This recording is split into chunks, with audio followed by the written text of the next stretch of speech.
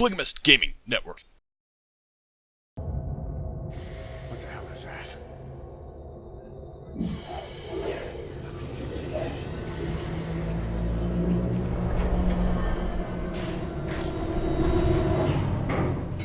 Something's coming.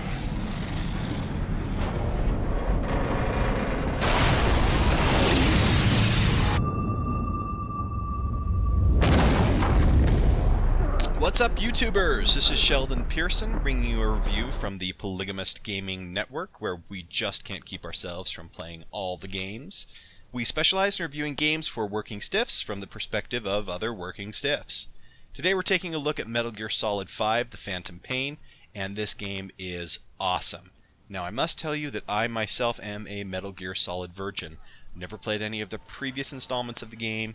This is my first time, so I can't comment to how it fits in with the other Metal Gear Solid games, but I can review it on its merit as a stealth game, and it is fantastic. The first 30 to 45 minutes of gameplay in The Phantom Pain may be the best of any game I've ever played. I'm putting it up there with BioShock, I'm putting it up there with Skyrim. It really is incredible. It's action-packed, it's deeply cinematic, and I mean that in all the best of ways. In fact, people often praise Kojima as being a film director whose medium just happens to be video games. It really is incredible. The camera angles, the sense of action and cutscenes, it is fantastic. After that, the pace tends to drag a little bit. Now, I don't know that this is the fault of the game per se, but it is a sandbox. And so as you take time to go and do side missions and step away from the main story, the plot does sag. But what it's replaced with is very tight stealth gameplay. The beautiful thing about this sandbox is you are able to pick and choose how you want to approach objectives. If you're the type that prefers to go in stealthily and have nobody ever know that you were there, you are going to be deeply rewarded.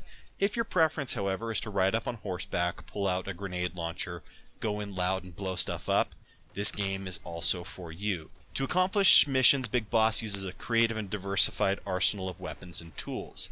These are unlocked throughout the game by spending GMP, which is in-game currency, and also by leveling up your various support groups like research and development, medical, intel, combat teams, etc. That's done back at your main base. Some of these items are also going to require extraction of very specific individuals that have a skill like rocket propulsion systems or gunsmithing. And for nearly every lethal weapon that you can create or research, there is a non-lethal counterpart.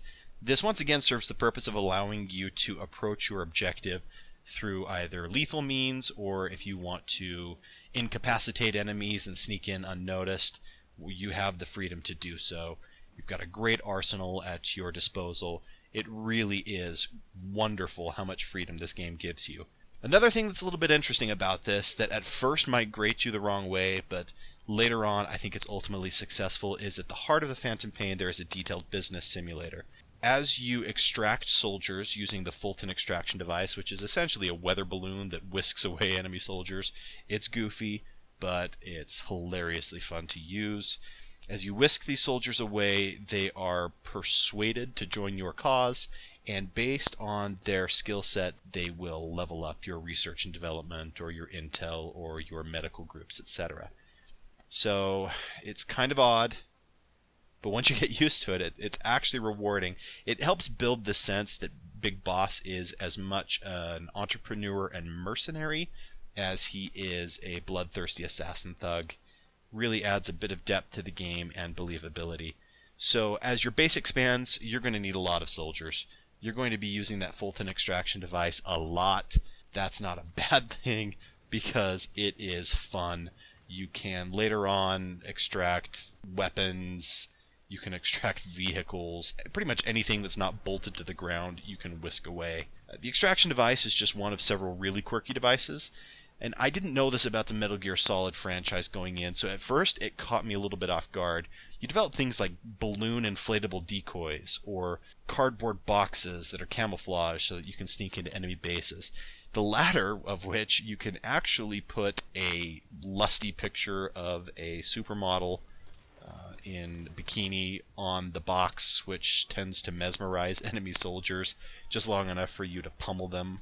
It's goofy, but I must admit, having used them, the game would be a little bit empty without them. They are kind of fun.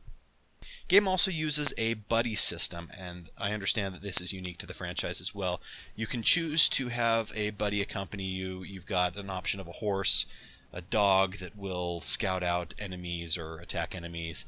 You've got a D-Walker robot, which helps blow stuff up. And probably the most notable is you've got Quiet, who is a rather reserved and scantily clad bio-enhanced assassin. She is awesome, and she is nearly naked. I think she's needlessly naked. They try and come up with some backstory of her breathing through her skin instead of lungs, so she would suffocate if she had clothes. I don't buy it. I think it's just an excuse to get her in a bikini. But all physical assets aside, she is cool. You can use her to scout out the enemy base or to assassinate. She is also able to, for example, pluck a grenade out of the air with a sniper bullet and drop it exactly where you wanted it. Just overall, very cool companion. Despite the praise that I can lay on this game, it's not without its flaws. The story is hindered by the sandbox. It sags in the middle, starts out great, it picks up later on, but if you're really going to enjoy the objectives and do side missions, you're going to find yourself forgetting the story or just getting a little bit bored, notwithstanding the really tight gameplay. Additionally, the map and environment is very well developed and thought out among key objectives, but it doesn't really compel you to explore, and as you go outside of the objectives, it's pretty vapid. The environment all feels alike. There's no real reason to go and check out what's around the other side of the mountain. It just doesn't compel you to go out and explore, but once again, that's really looking for flaws. It never impeded my ability to have fun in the game, and it's not a big deal. Although I can't really support the full 10 out of 10 for the reasons that I just mentioned, I will give this a very hearty 9.5 out of 10. It is a must-buy. You should go out, purchase this, add it to your game library, whether you're a Metal Gear virgin or veteran, it doesn't matter. This is a fun, action-packed stealth game that must be played. It really is a lot of fun. Expect probably 50 to 150 hours of unique gameplay. Once again, highly recommend its purchase. Thanks for listening to the review. If you have any suggestions or other things that you would like me to review, let me know. I will gladly follow your direction. Please like the channel or the video. Thank you very much.